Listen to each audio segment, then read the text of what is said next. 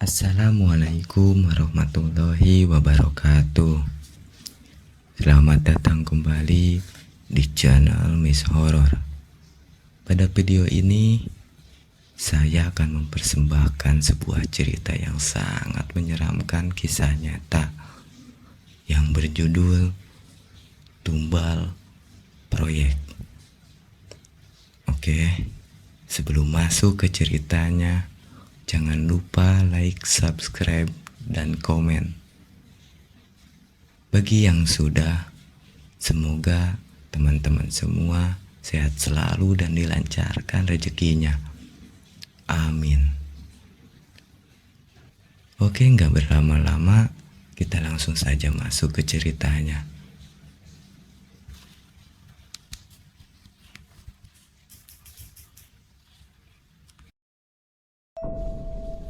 Di negara ini, setiap ada hajatan harus ada bayarannya. Begitu pula dengan kegiatan pembangunan. Setiap bangunan besar yang berdiri, terutama yang menggunakan lahan-lahan keramat, harus membayar nyawa kepada pihak yang menguasai lahan itu. Tentu saja pihak gaib. Kita hidup di dunia ini tidaklah sendiri. Kita hidup berdampingan dengan dunia lain yang berbeda dimensi. Untuk mencapai keseimbangan, setiap insan harus saling menghargai dan menghormati. Manusia menghargai kaum gaib dengan tidak mengganggu eksistensi mereka di dunia dengan menjaga lingkungan dari kerusakan. Sementara mereka pun menghargai kaum manusia dengan menjaga dan tak mengganggu kegiatan pembangunan yang dilakukan. Kadangkala harmoni yang telah terbentuk itu harus terganggu oleh beberapa faktor tidak bisa dihindari, seperti pembangunan gedung atau infrastruktur yang terpaksa harus merusak lingkungan dan mengganggu eksistensi para kaum gaib. Untuk menjaga keharmonian itu tetap berlangsung, maka diperlukan sebuah pengorbanan. Manusia memberikan korban berupa jiwa-jiwa malang sebagai ganti rugi terhadap kaum gaib yang terganggu. Pengorbanan dilakukan secara sangat rahasia dan tanpa diketahui oleh siapapun, kecuali oleh pihak yang melakukan kesepakatan. Tahun 1992 telah diadakan suatu proyek besar pembangunan berbagai infrastruktur di Jawa Barat, mulai dari jalan, irigasi, jalan tol, komplek perkantoran, dan rumah sakit. Ada sebuah proyek pembangunan rumah sakit besar waktu itu yang berdiri sebuah kawasan. Rumah sakit itu didesain sangat besar dan bisa melayani dan menampung 5.000 pasien untuk perawatan yang terdiri dari 5 buah gedung setinggi 8 lantai. Rumah sakit itu menggunakan lahan milik warga yang sebelumnya dibebaskan. Lahan itu terdiri dari pemukiman, perkebunan, dan pemakaman. Tentunya komplek bangunan sebesar itu dan lokasi yang dilakukan akan sangat mungkin menggeser dan mengganggu eksistensi makhluk gaib yang tinggal di sana. Maka dari itu diperlukan pengorbanan tumbal. PT Bangun Persada sebagai pihak kontraktor pembangunan rumah sakit itu awalnya tak mempercayai hal itu. Namun setelah melihat berbagai kejadian aneh dan di luar nalar terjadi, mereka jadi yakin dan percaya kalau pengorbanan itu diperlukan. Jalaluddin seorang pemuda berusia 24 tahun. Dia seorang insinyur yang bekerja di PT Bangun Persada sebagai pengawasan proyek. Jalaluddin baru setahun kerja di perusahaan itu. Dan sekarang ia melihat meniti karirnya. Suatu hari ia berjalan tergesa-gesa menuju kantor pusat. Ia mendapat panggilan dari manajer untuk tugas baru. Selama ini dia bekerja di kantor sebagai drafter dan juru ketik.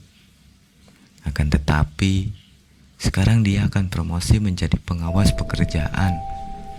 Semua itu berkat kerja keras selama ini. Pak Jalal, silakan masuk. Ajak seorang wanita cantik yang merupakan sekretaris sang manajer. Jaludin kemudian masuk ke dalam ruang manajer. Ia merasa tegang karena untuk pertama kalinya bertemu sang manajer. Begitu masuk, Pak Jarwo selaku manajer menyuruhnya duduk. Ia menyalami Jalaluddin dengan ramah dan penuh gairah. Jaludin sedikit bisa tenang setelah melihat wujud manajer itu. Dia pria Parubaya yang berpenampilan necis dengan kacamata tebal yang selalu terpasang di depan mata. Selamat pagi Pak Jalal, gimana kabarmu? Alhamdulillah baik Pak. Saya deg-degan Pak.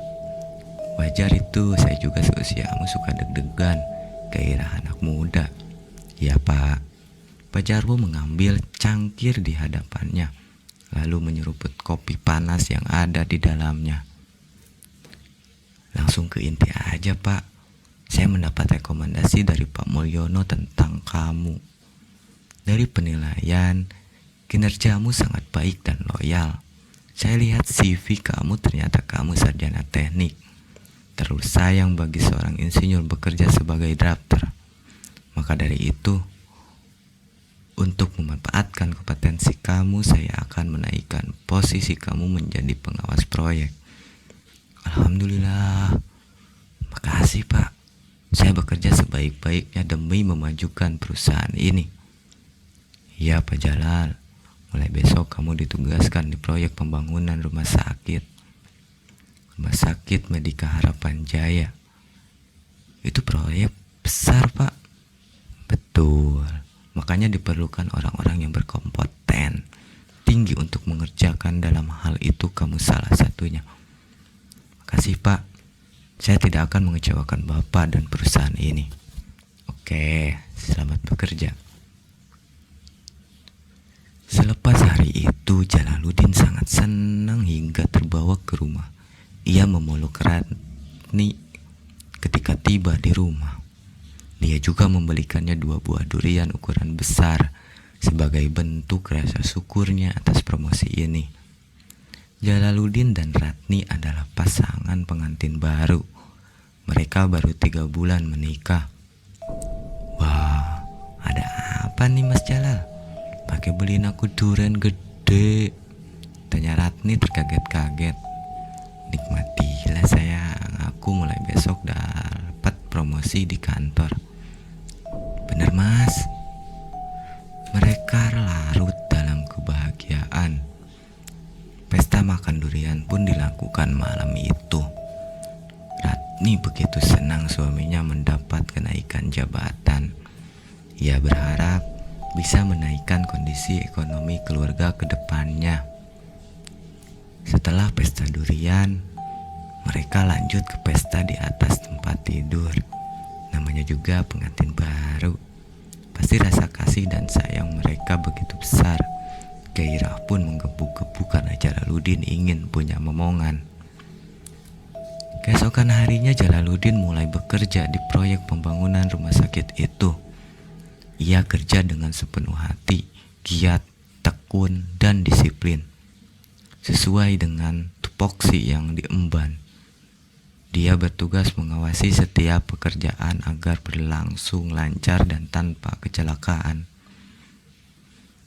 3 bulan berlalu, Jalaluddin bekerja dengan baik di proyek itu. Tak ada satupun kesalahan yang ia lakukan. Hingga suatu hari, pihak pemilik proyek datang berkunjung ke sana. Dia mengecek progres kegiatan pembangunan rumah sakit itu. Perusahaan mendelegasikan Jalaluddin sebagai perwakilan untuk mendampingi pemilik proyek. Sepanjang perjalanan, Jalaluddin dengan lugas menjawab setiap pertanyaan yang dilontarkan sang pemilik. Setiap sudut tak luput dari pertanyaan sang pemilik bernama Anton Sanjaya. Hingga mereka tiba di suatu titik, Anton merasa ada yang tak beres dengan adanya sebuah pohon nangka berukuran sedang yang masih berdiri tegak di tepian jalan menuju ruang IGD. Keberadaan pohon itu memang tak mengganggu jalur UGD, namun sangat tak elok untuk dipandang. Pohon itu harusnya ditebang ketika masa pembersihan lahan. Kenapa pohon gak ditebang, Pak Jalal? Bukannya saya udah wanti-wanti dari awal untuk menyingkirkan pohon itu. Oh, gitu ya Pak.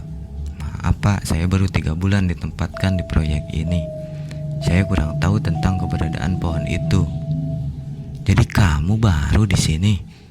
Ya Pak, maafkan saya. Kalau begitu harus segera disingkirkan pohon jahanam itu. Saya gak mau estetika rumah sakit ini rusak. Baik Pak, saya segera memerintahkan mandor untuk menebang pohon itu. Oke, kalau begitu minggu depan saya kesini lagi. Kalau pohon itu masih ada, saya akan rekomendasikan untuk memecat kamu di proyek ini. Ya Pak, besok akan saya lakukan tebang pohon itu. Setelah Anton pulang, Jalaluddin segera pergi menuju direksi KIT untuk membuka gambar desain gedung UGD. Ternyata memang benar tak ada pohon yang ada di dalam rencana. Ia pun mulai bertanya dalam jari kenapa pohon nangka itu tak ditebang saat pembersihan lahan. Jalaluddin segera memanggil Indra, seorang mandor yang bertanggung jawab membangun bagian UGD pada rumah sakit itu. Tak lama berselang, Indra pun masuk ke dalam ruang direksi KIT menemui Jalaluddin. Sebenarnya dia belum mengenali sosok Jalaluddin, jadi ia terlihat canggung. Silahkan duduk Pak Indra, suruh Jalaluddin. Pria berjenggot itu kemudian duduk di kursi yang berhadapan dengan Jalaluddin. Maaf Pak, saya baru lihat Bapak di sini. Tiba-tiba Indra bicara. Saya pengawas baru di proyek ini. Nama saya Jalaluddin, panggil saja Jalal. Oh baik Pak, salam kenal. Indra bersalaman dengan Jalaluddin sebagai tanda perkenalan. Tadi saya menemani Pak Anton mengecek progres pekerjaan proyek. Pas lewat bagian UGD, beliau marah sama saya karena lihat ada pohon nangka masih berdiri di dekat akses menuju UGD. Saya mengerti Pak, pohon nangka yang di dekat UGD itu. Ya, Pak Indra, saya minta segera menebang pohon nangka itu Pak. Soalnya perintah langsung dari Pak Anton. Indra terlihat tertegun mendengar perintah Jalaluddin seakan ia terenyak akan sesuatu. Ada sesuatu apa Pak Indra? Tanya Jalaluddin. Pohon itu gak bisa ditebang Pak, angker, jawab Indra sambil gemetar. Hari gini masih percaya tahayul? Mana mungkin Pak, Jalaluddin menolak percaya. Sumpah demi Allah Pak, pohon itu angker, ada penunggunya. Angkernya kayak gimana? Itu saya lihat cabang dan rantingnya udah dibabat. Itu emang udah dibabat sama orang kita Pak. Tapi sesudah itu mereka sakit.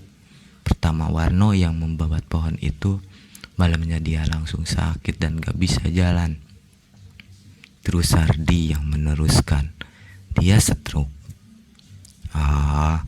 Kebetulan aja Pak. Pokoknya saya gak mau tahu. Bapak harus tebang pohon itu. Para pekerja pada gak mau Pak. Bapak cari orang lah, siapa yang mau nebang pohon itu. Kan itu udah tanggung jawab Bapak sebagai mandor. Saya usahakan Pak. Setelah itu Jalaluddin mempersilahkan Indra untuk kembali bekerja. Jalaluddin tak habis pikir dengan cerita Indra. Ia sama sekali tak percaya adanya setan. Ia lebih takut dirinya dipecat daripada diganggu setan.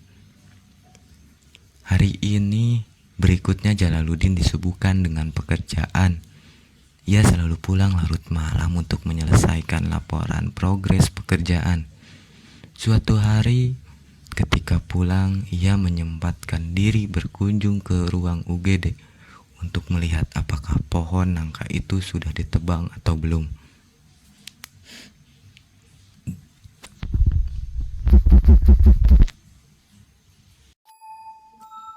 Ia terkejut lalu marah ketika melihat pohon itu masih berdiri tegak.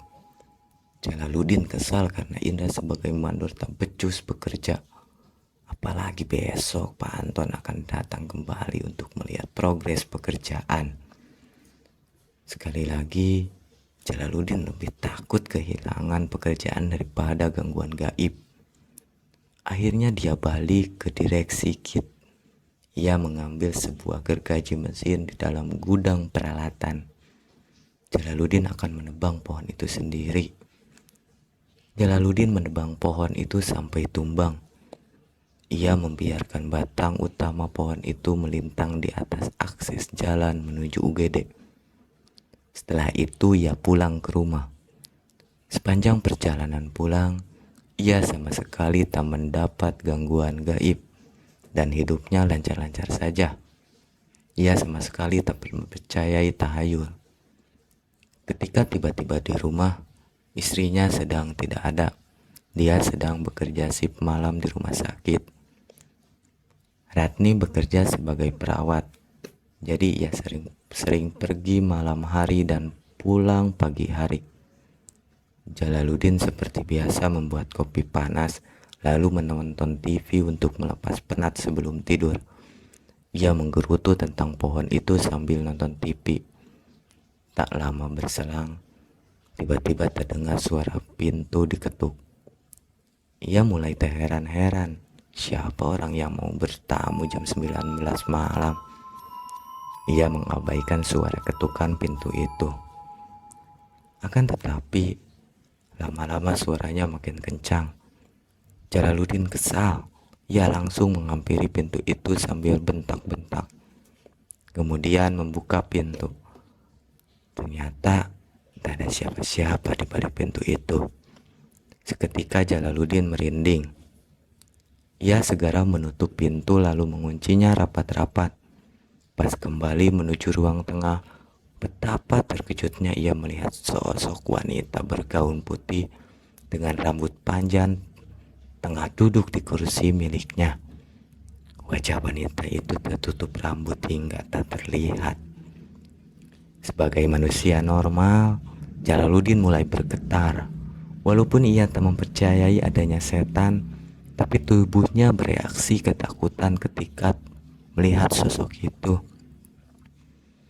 Perlahan ia mendekati wanita itu dan berusaha komunikasi. "Woi, kamu siapa?" Wanita itu tak menjawab. "Jawab anjing," bentak Jalaluddin. Wanita itu menengok ke arah Jalaluddin. Wajahnya sangat mengerikan, kedua matanya tampak terjahit. Ia tak mempunyai hidung dan hanya terdapat 2 buah lubang napas. Kulit wajahnya tampak keriput dan yang paling mengerikan, mulutnya sangat besar. Ia menerangi kepada Jalaluddin. Giginya bergigi, tampak berlumuran darah. Jalaluddin sangat takut. Ia berteriak sekencang-kencangnya. Kakinya mendadak kaku. Ia tak bisa bergerak. Setan muka rata itu kemudian berdiri dan menghampirinya. Ia mengeluarkan lidahnya yang panjang. Lidahnya panjang semakin mendekat lalu menjilat wajah Jalaluddin. "Manis sekali," ujar setan itu dengan suara parau. Tiba-tiba Jalaluddin berteriak, matanya membuka lebar-lebar. Ia berada di atas kasur. Rupanya Jalaluddin bermimpi buruk. Napasnya tersenggal dan tubuhnya basah oleh keringat. Baru pertama ia mimpi seseram itu. Setan muka rata itu terlihat sangat nyata menyeramkan. Tak lama berselang, terdengar kembali suara pintu. Jantung Jalaluddin kembali berdegup kencang. Pasti sosok wanita muka rata itu lagi yang mengetuk. Dia memberanikan diri turun dari tempat tidur. Kemudian melangkah mendekati pintu sambil berjalan ia mengambil linggis. Suara gedoran pintu makin kencang. Jalaluddin bersiap akan membuka pintu sambil menghantamkan linggis. Ketika sesaat ia membuka pintu, terdengar suara Ratni. "Ah!" teriak Ratni melihat suaminya bersikap menghantam dirinya. Jalaluddin terkejut bukan kepalang. Ia segera menghentikan aksinya dan melempar linggis itu keluar. "Aduh, maaf sayang. Aku kira Kunti muka rata." "Apa kamu bilang, Mas?" "Kunti muka rata.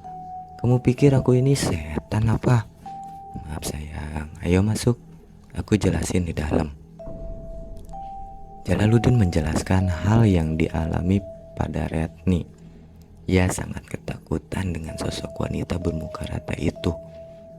Ratni berusaha menenangkan suaminya dengan pelukan hangat.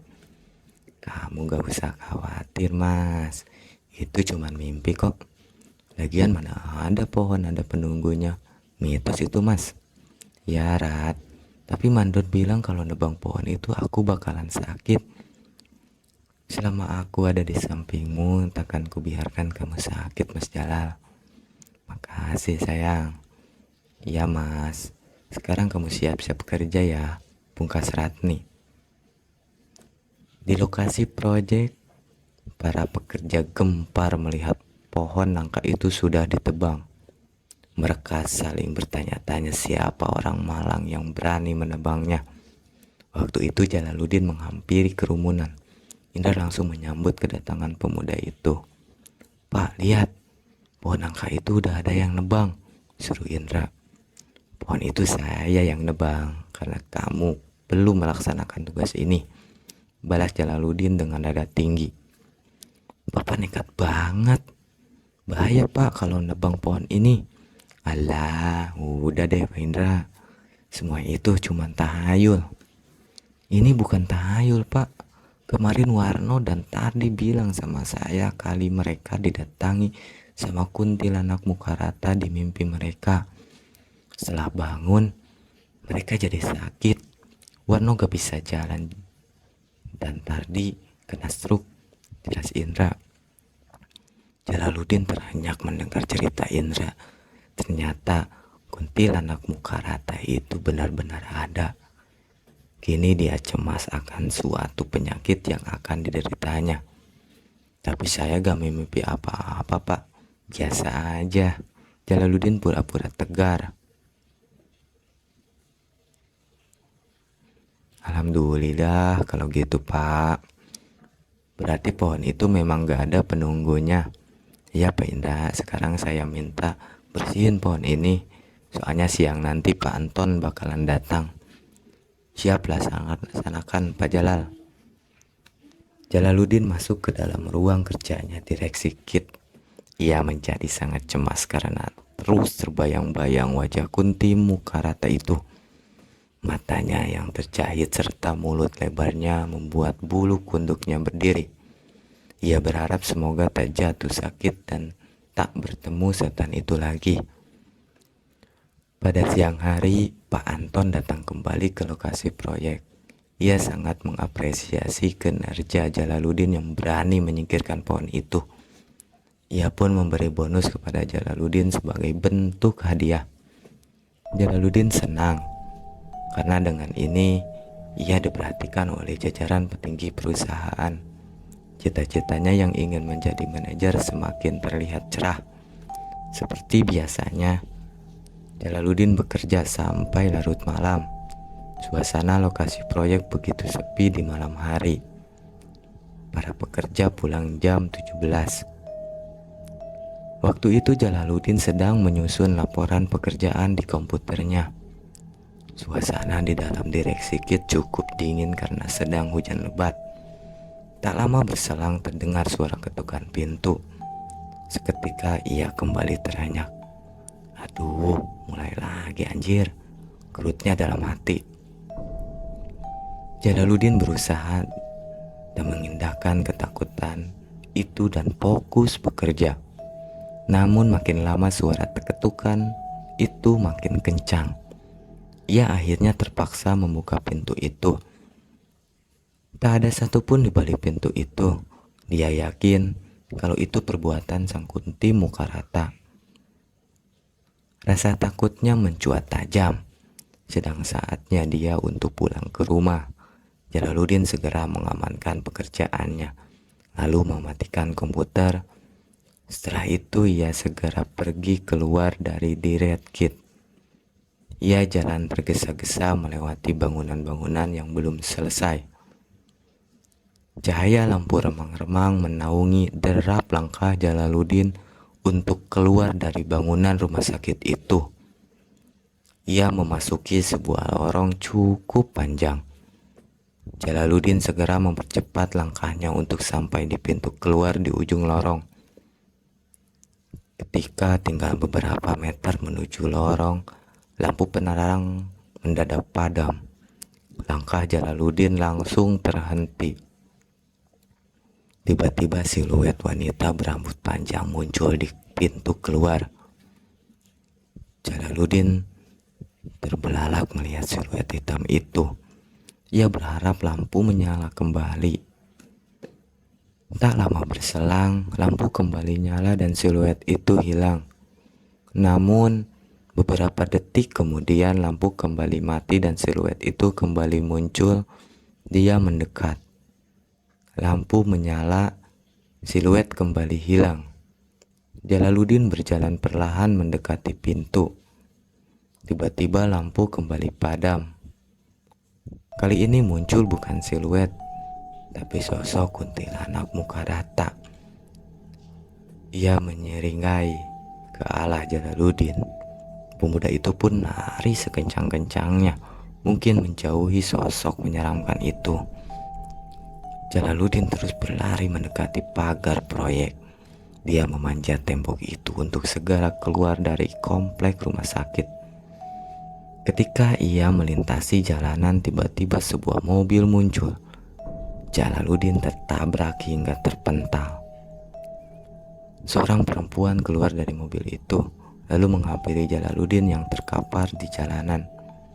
Pemuda itu tampak lecet dan berdarah. Sakit, rintih Jalaluddin.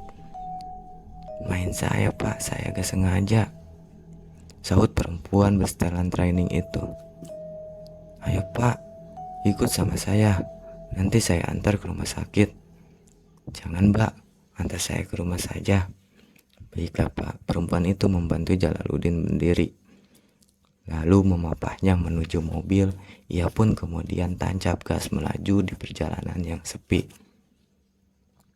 Setibanya di rumah, perempuan itu mengantarkan Jalaluddin sampai ke kamarnya. Ia membantu pemuda itu berbaring di sana. Sekali lagi maafin saya ya pak, saya gak sengaja tabrak bapak. Ya mbak, gak salah kok. Saya yang salah karena nyebrang gak lihat-lihat. Apalagi yang bisa saya bantu pak. Udah mbak, makasih ya udah nganterin saya pulang. Gak apa-apa pak. Ngomong-ngomong, nama saya Hayati. Saya Jalal. Mereka berkenalan. Setelah itu Hayati pergi meninggalkan Jalaluddin sendirian di rumahnya.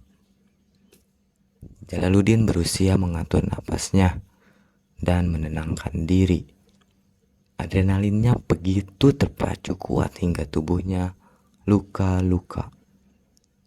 Kunti muka rata sangat mengerikan hingga membuat dirinya ketakutan.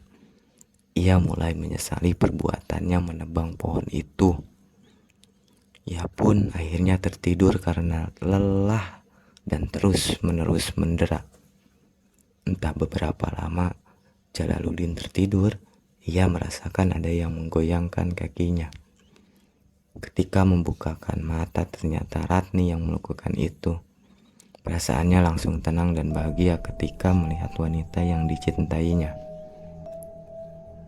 Ratni berdiri di hadapan Jalaluddin yang berbaring di kasur. Tampaknya Ratni baru pulang kerja. Ia tampak masih memakai seragam pesawat. Wajahnya begitu cemas melihat Jalaluddin yang acak-acakan. Mas, kenapa? Kok kayak gini? Aku ditabrak orang, sayang. Tiba-tiba terdengar suara gergaji mesin yang menyala.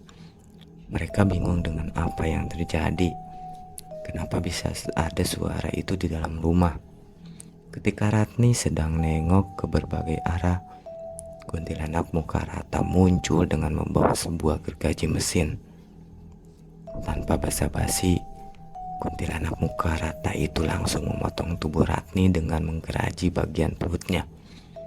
Ketika darah berhamburan ke segala arah, Ratni berteriak ketika gigi gergaji mengiris kulit, daging, dan organ dalam.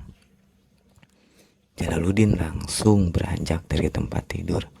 Sesaat setelah tubuh Ratni terbelah dua, banjir darah tercipta, usus berserta organ dalam lainnya terserak di atas lantai.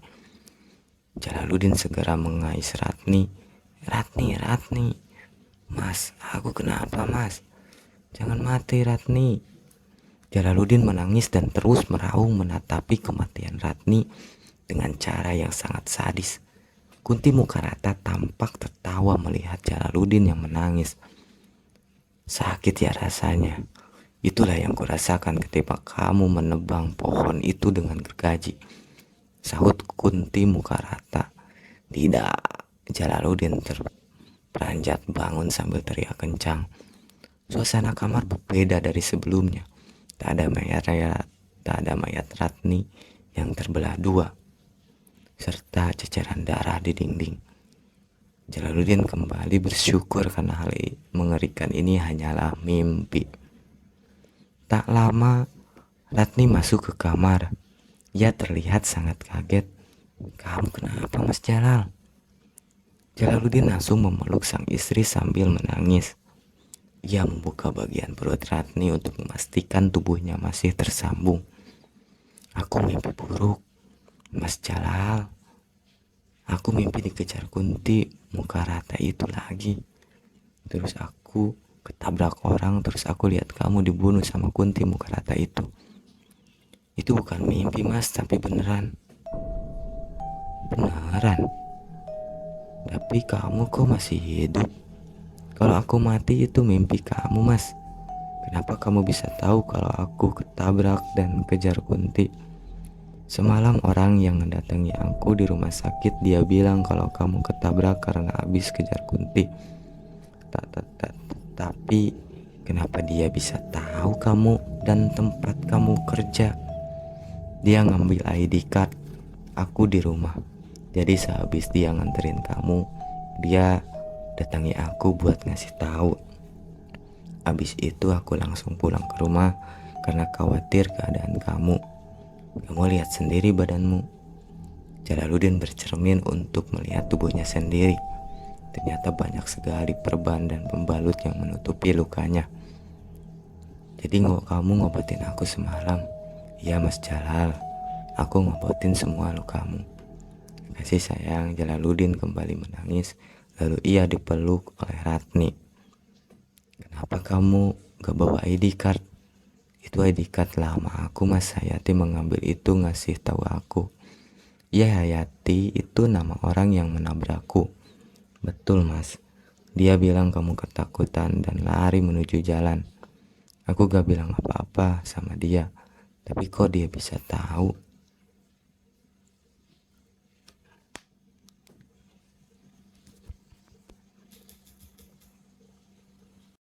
Aku gak tahu, Mas.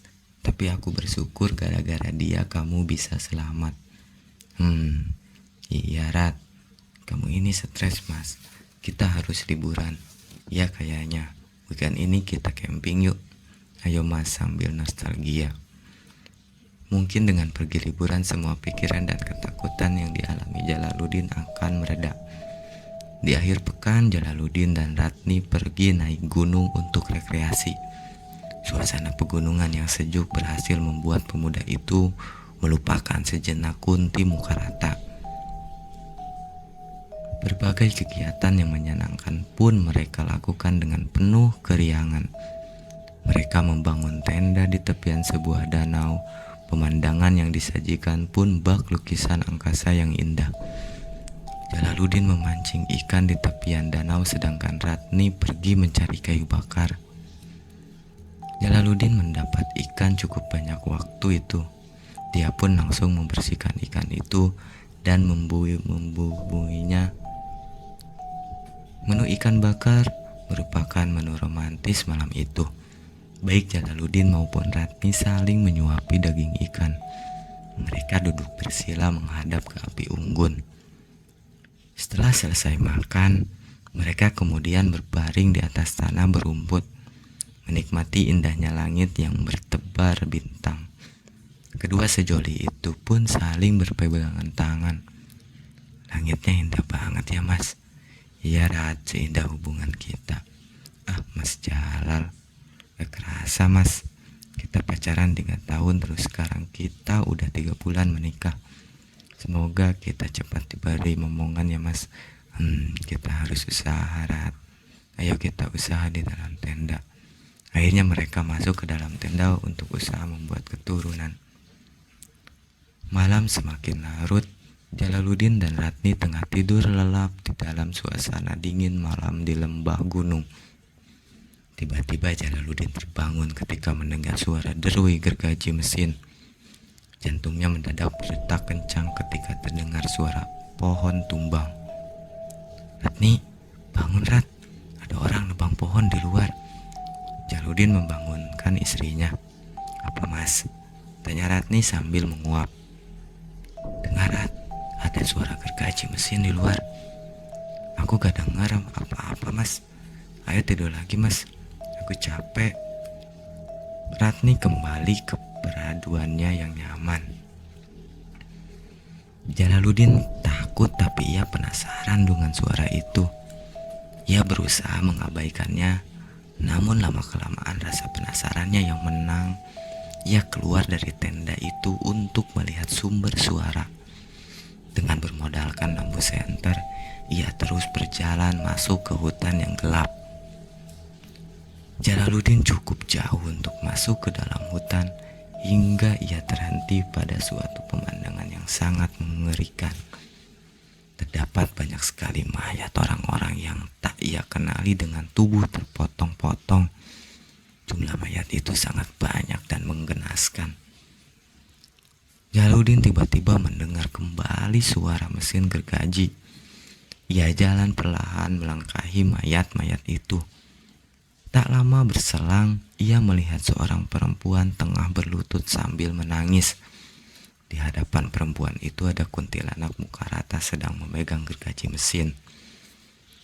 Jalaluddin mendengar perempuan itu memelas kepada sang kunti untuk tidak dibunuh. Namun tak lama berselang kuntilanak muka rata langsung memotong tubuh perempuan itu dengan cara yang sangat sadis. Jalaluddin berteriak itu langsung melihat ke arahnya. Ia kembali melontarkan senyum mengerikannya kepada Jalaluddin. Sontak pemuda itu langsung lari tunggang langgang menjauhinya. Ia berlari menuju tenda.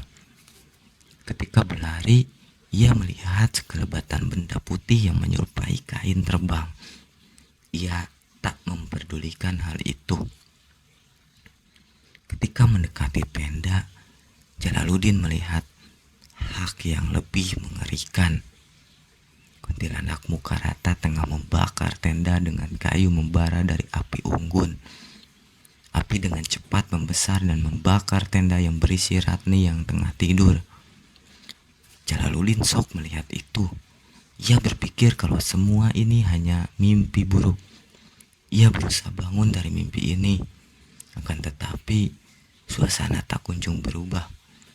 Kini ia mendengar suara teriakan Ratni dari dalam tenda yang terbakar hebat. Ratni keluar dari tenda itu dengan tubuh terbakar. Jalaluddin akhirnya sadar kalau semua ini bukan mimpi. Ini sebuah kenyataan. Ia segera menghampiri Ratni yang berlari tak jelas dengan tubuh terbakar hebat. Ia mendorong Ratni supaya jatuh ke tanah lalu memadamkan api dengan memukul-mukul dia dengan jaket tebal. Akhirnya api berhasil dipadamkan. Namun keadaan Ratni sangat mengenaskan. Tubuhnya terluka parah, hampir sekujur tubuhnya hangus terbakar. Jalaluddin memangku Ratni yang memasuki fase sekarat.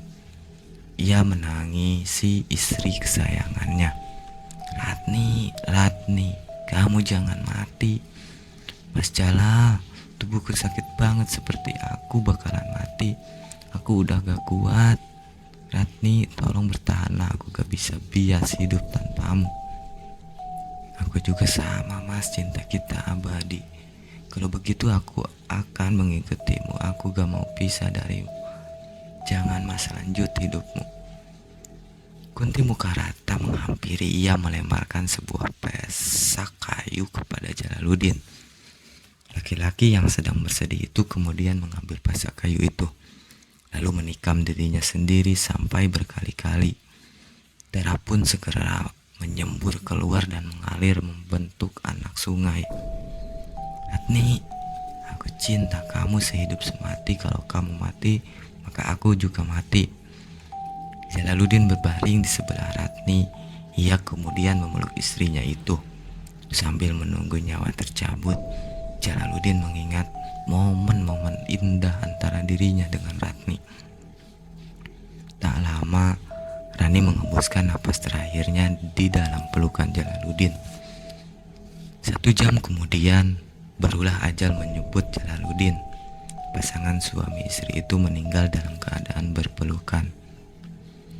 Keesokan harinya, para pendaki dibuat gempar dengan penemuan mayat yang berpelukan. Jalaluddin dan Ratni pun dievakuasi oleh tim SAR. Kematian mereka sangat misterius.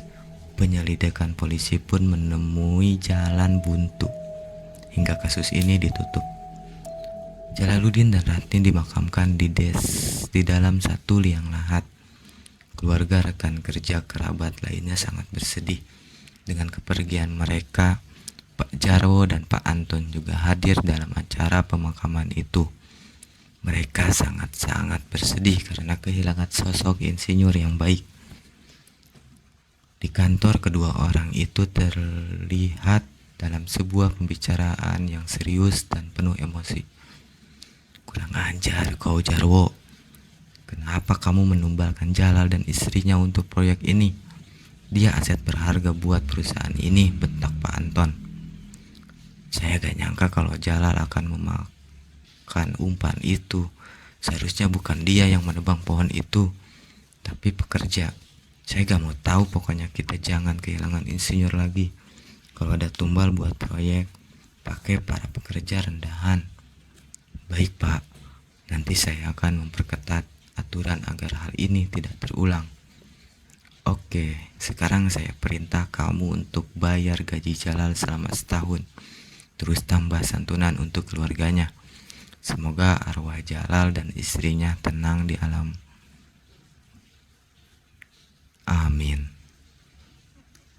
Tamat.